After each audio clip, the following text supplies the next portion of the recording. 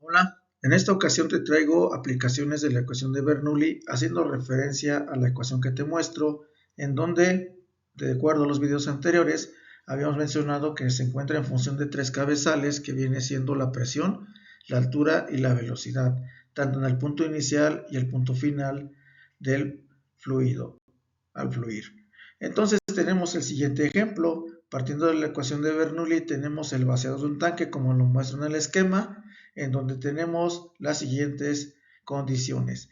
Tenemos un punto 1, un punto 2, en donde dentro del recipiente se tiene una línea de venteo en donde la atmósfera está actuando, y también de igual forma en la parte del desagüe que se encuentra en la parte lateral del recipiente.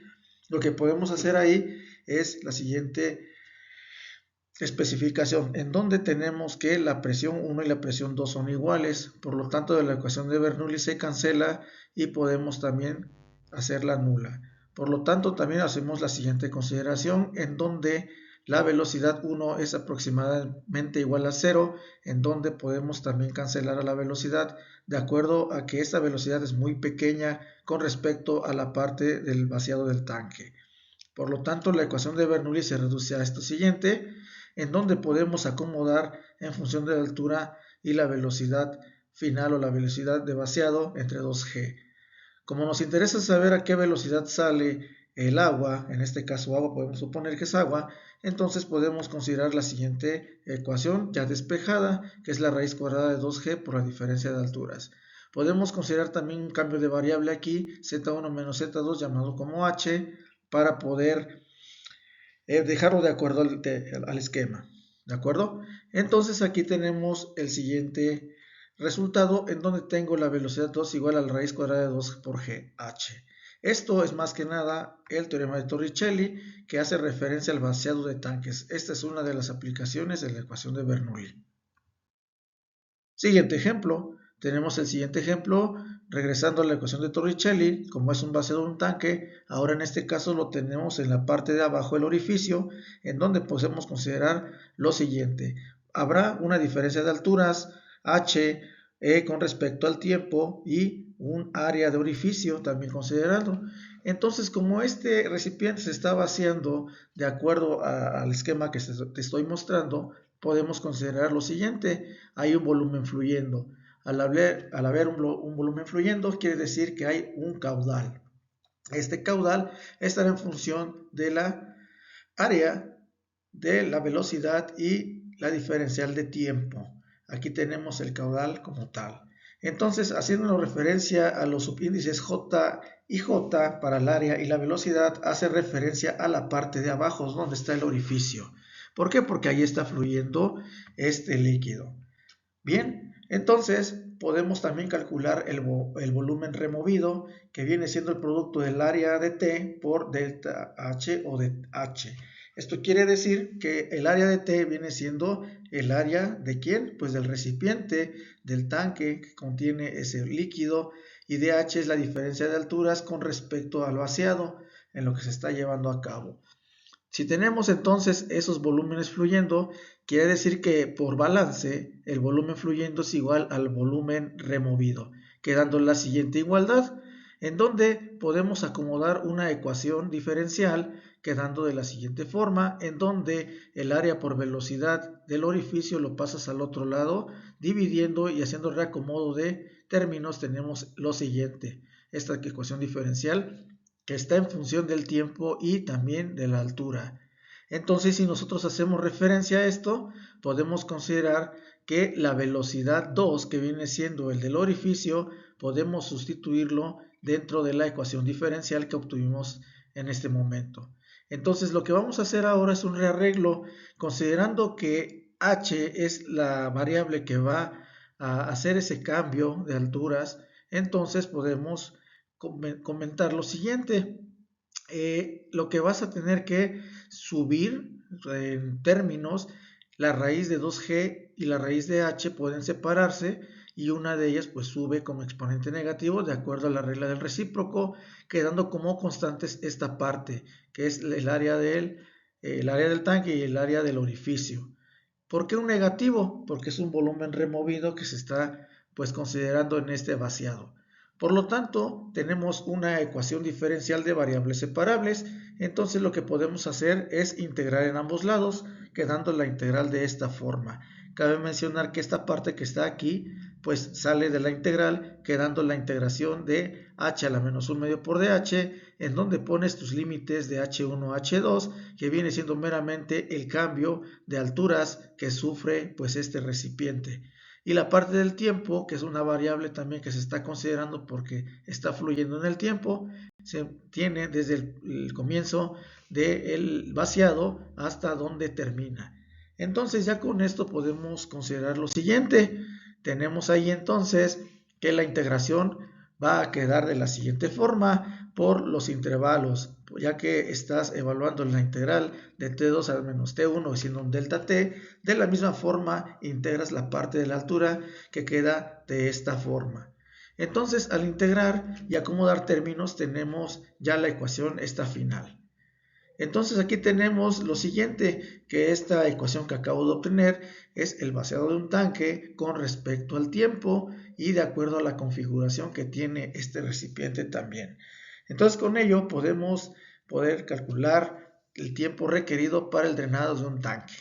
Esta es otra de las aplicaciones de la ecuación de Bernoulli. Ahora viene una aplicación o un dispositivo llamado rotámetro. El rotámetro para cuestiones de medición de flujo, pues es un dosificador cónico de tubo de vidrio. Es lo que sucede en esta parte del rotámetro, es que va a pasar un fluido en una entrada y una salida, como te lo muestra el esquema, y dentro de ello se encuentra un rotor o elemento activo llamado flotador del medidor. El tubo está provisto de conexiones de entradas y salidas. La gravedad específica del material que flota o se mece, por así decirlo, es decir, que el fluido se encuentra en medición, entonces también se considera esta parte, ¿no?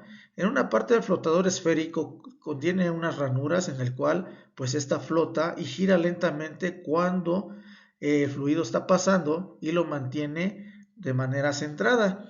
Cuando el fluido pasa a través de este dispositivo, lo que empieza a hacer es girar. Al girar existe una acumulación de sedimentos en la parte superior o en los lados. Para evitar este tipo de situación, pues para esto pues se supone que debe de no pasar. Entonces esa parte donde pasa el fluido, lo que hace es que si esta gira, pues mantiene una estabilidad y puede asegurar pues que se utilice un desplazamiento lo más limpio posible, por así decirlo. Entonces cuando este comienza a fluir, pues comienza a dar una marca, y esa marca pues ya te marca la medición o el fluido que mantiene pues el movimiento, ¿verdad? Entonces ahí ya te marca un valor en específico que te lo da pues de acuerdo a la escala de esas marcas que tiene este tubo de vidrio. Ahora, haciendo referencia al rotámetro, todavía tenemos cómo funciona este tipo de rotámetros o dispositivos. Cuando el caudal aumenta, el flotador se eleva en el tubo y en consecuencia hay un aumento en el área anular entre el flotador y el tubo. De este modo el flotador sube y baja dependiendo de la velocidad de flujo. Con ello podemos obtener lo siguiente: una parte de descarga del rotámetro está dado por esta siguiente ecuación, en donde los elementos que incluye la ecuación es la siguiente. Q es la rapidez del flujo volumétrico o caudal, CD se le llama coeficiente de descarga, que este coeficiente se obtiene de manera experimental, ANN, que viene siendo el área anular entre el flotador y el tubo, también se considera por ajustes, y tenemos el volumen del flotador, que es VFL, la densidad del material del flotador, que también influye, es ρFL, la densidad del fluido, ρF, y el área máxima de sección transversal del fluido. Entonces, esta ecuación que tienes aquí te ayuda a determinar cuál es la rapidez del flujo volumétrico una vez que consideran el paso del fluido a través de este dispositivo llamado rotámetro. Entonces, aquí hay una parte donde menciono, donde hay un área anular entre el flotador y el tubo. Quiere decir que esta área se encuentra en función de la altura de flotación en el tubo, la escala del caudal correspondiente a una fluctuación particular se puede marcar en el tubo. Los que le mencionaba hace ratito, que empieza a marcar cuál es el flujo que lleva este fluido. Bien, entonces, teniendo esta ecuación que les acabo de mencionar en la anterior diapositiva, podemos considerar algunas ventajas y limitaciones de este dispositivo medidor de flujo. Tenemos las ventajas, que es una operación muy simple, manejo e instalación muy fácil, puede manejar amplia variedad de fluidos corrosivos, tiene un bajo costo y relativamente, ¿no? ¿Tiene limitaciones? Claro que sí. Por ejemplo, se encuentra montado verticalmente y limita tamaños y capacidades de tuberías pequeños. Es menos preciso que el venturímetro y el orificiómetro. Estos son otros dos dispositivos que se utilizan para la medición del flujo de fluidos. Ahora tenemos otro medidor llamado el medidor de codo, que funciona de la siguiente manera, en donde el líquido fluye alrededor de un codo de tubería. Hay un aumento de presión en el radio, es decir, la presión en la pared exterior de la curva es mayor que la parte interior, o sea, como lo que pasa cuando choca, por así decir, esta parte del codo choca y empieza a formar una diferencia de presiones. Y entonces aquí ya se utiliza la medición de las descargas de una tubería. De acuerdo al flujo, te das cuenta que hay un caudal, un volumen y pasa por este codo y se va hacia la parte de abajo haciendo una medición de presiones en un manómetro de tubo U, en donde este es pues flexible, ¿vale? Entonces podemos considerar la siguiente parte de este medidor. Nosotros podemos obtener las diferencias de presiones y también tenemos las diferencias de alturas de acuerdo al esquema, y esto va a ser igual a K por velocidad al cuadrado entre 2G. Entonces vamos a considerar en esta parte K, en donde depende de la forma y el tamaño del codo, y esta según experimentaciones varía entre 1.3 a 3.2, y V es la velocidad de flujo. Cabe mencionar que más adelante, cuando veamos pérdidas menores, este factor K es muy importantísimo, sobre todo cuando estás hablando de accesorios en tuberías, ¿sale? Entonces aquí es muy importante mencionar este medidor de codo. Continuando con este medidor de codo, podemos considerar lo siguiente: cómo calcular la velocidad de flujo. Para poder calcular la velocidad de flujo se hace el despeje de la ecuación anterior, quedándote de esta forma, y también podemos encontrar la descarga. Recuerda que la descarga es el producto o el caudal, el producto del área por la velocidad, donde tienes la siguiente ecuación, ya sustituida la velocidad y el área. CD es un parámetro muy importante, lo cual se le llama coeficiente de descarga, que es 1 entre la raíz de K, y este coeficiente de descarga, de acuerdo a experimentación, va entre 0.56 a 0.88. Y A mayúscula es el área de sección transversal, el área en el cual va a pasar el fluido. Entonces tenemos la siguiente parte, en donde el coeficiente de descarga viene siendo igual a RB entre D mayúscula. ¿Qué quiere decir? Que RB es el radio del codo y D mayúscula es el diámetro del tubo. También esa es otra forma en la cual puedes encontrar el CD o el coeficiente de descarga de este dispositivo. Bien, continuando con los siguientes aplicaciones, tenemos aquí el tubo Pirot. El tubo Pirot es el siguiente, tiene la siguiente forma, el arreglo, y es más que nada el medidor de flujo a través de ¿quién? Pues de un tubo que se encuentra de manera incrustada, llamado el tubo de Pirot, en donde también existe algo llamado piezómetro. Entonces aquí lo que va a hacer es trabajar con cabezales. De acuerdo a esto, entonces podemos llamar a la ecuación de Bernoulli y comenzar a cancelar ¿a quién? A la altura. ¿Por qué? Porque el líquido se encuentra de manera longitudinal, o sea, de manera horizontal, en donde no existe ninguna diferencia de alturas. Por esa razón se cancela. También podemos cancelar la velocidad 2. ¿Por qué? ¿Por qué se cancela la velocidad 2?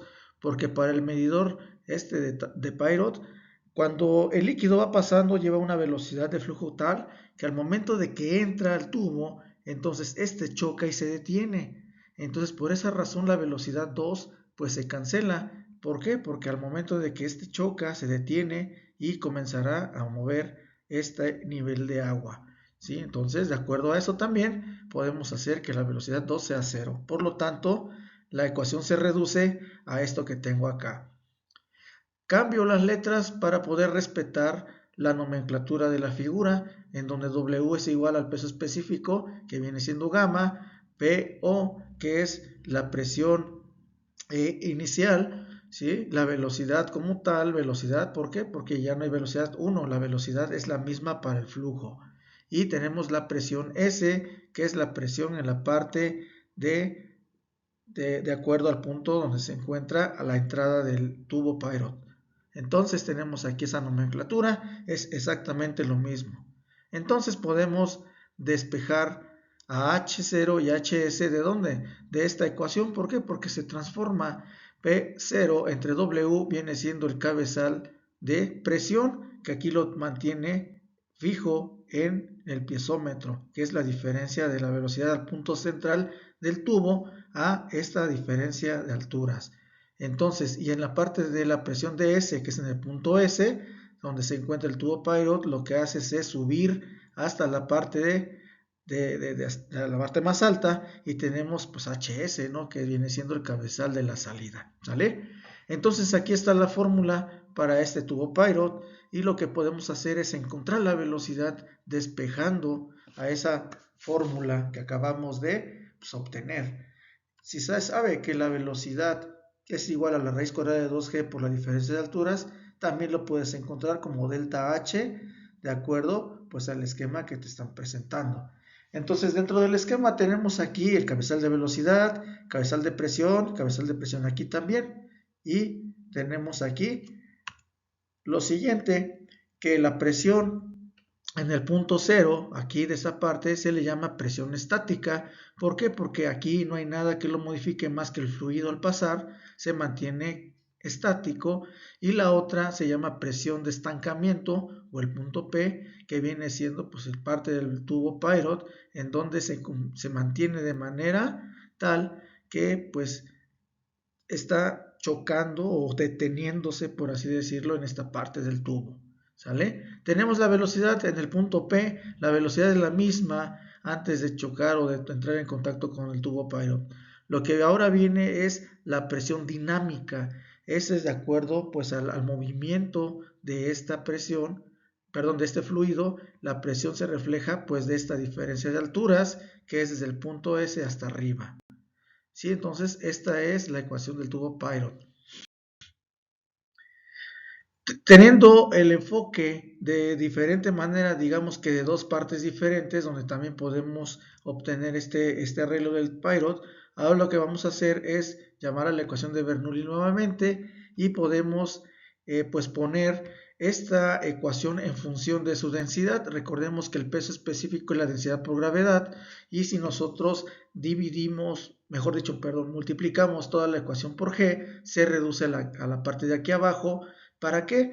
Para poder dejar esta ecuación en función de estos dos esquemas que te pongo, para poder interpretar mejor cómo se lleva a cabo esa diferencia de alturas debido a la presión estática y a la presión dinámica dependiendo del movimiento del fluido. Bien, entonces una vez que ya tienes esto, pues nuevamente la altura o las diferencias de alturas vienen siendo cero porque se encuentran al mismo nivel, un nivel horizontal, y lo mismo va a suceder con la velocidad 2 o la velocidad en B para mi esquema, de acuerdo a lo que te había comentado. Hay una parte en donde se detiene el fluido y esta pues se reduce a cero. Por lo tanto, se encuentra la ecuación reducida de la siguiente forma, en donde hacemos un despeje de la velocidad 2. Entonces, lo que podemos considerar es que la presión en A es la densidad por la gravedad por la D, que es la diferencia de alturas de esta parte del fluido, ¿sale? A la entrada y a la salida se le agregará pues la H, ¿no? ¿Por qué? Porque es la salida y se encuentra un nivel más arriba del el nivel del tubo, ¿sale? Entonces se hace una D más H. Al hacer esto, ahora tenemos la diferencia de alturas, pero resulta que si nosotros hacemos álgebra en esta parte, la densidad por gravedad por D entre ρ, que viene siendo aquí positivo y positivo, se cancelan y se reduce la velocidad a este término, quedando pues de la misma forma como el ejercicio anterior, en donde la velocidad está en función de la raíz cuadrada de 2 por g h. Ese es otro enfoque que le podemos dar a este tubo Poirot. Entonces, si vamos ahora con este de aquí, en donde ya le estoy agregando el pesómetro, entonces voy a tener aquí el tubo Poirot y el pesómetro, y también voy a obtener una diferencia de alturas.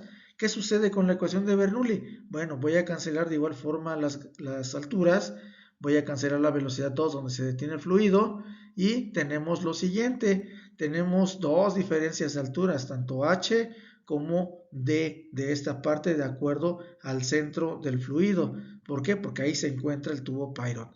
Entonces lo que hacemos es sustituir y después vamos a cancelar términos. Si te das cuenta, por propiedad distributiva, este término con este de acá del otro lado de la igualdad, pues se van a cancelar y va a quedarte de igual forma, pues la misma situación en donde la velocidad en A es igual a raíz cuadrada de 2GL. ¿Qué quiere decir entonces? Que si nada más tenemos el tubo Poirot involucrado en la medición del fluido, entonces también tenemos aquí en función de GH. Nada más me interesa la diferencia de H sin importar qué es lo que suceda internamente en el tubo, siempre y cuando lo pongas en medio.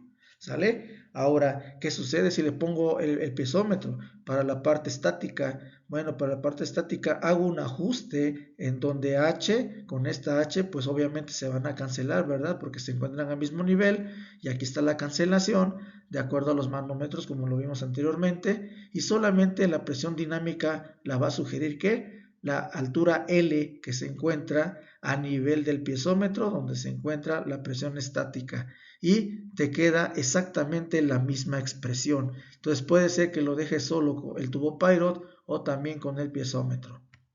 Bueno, esta es una de las aplicaciones más comunes que se tienen de la ecuación de Bernoulli. Hay más, pero en su momento pues iré subiendo más contenido para este tipo de situaciones, y pues espera los siguientes videos también, porque vamos a presentar ya ejercicios aplicando todas estas ecuaciones que te acabo de mencionar en esta presentación, esperando que haya sido de tu agrado. Y pues muchas gracias por tu atención y pues nos vemos pronto.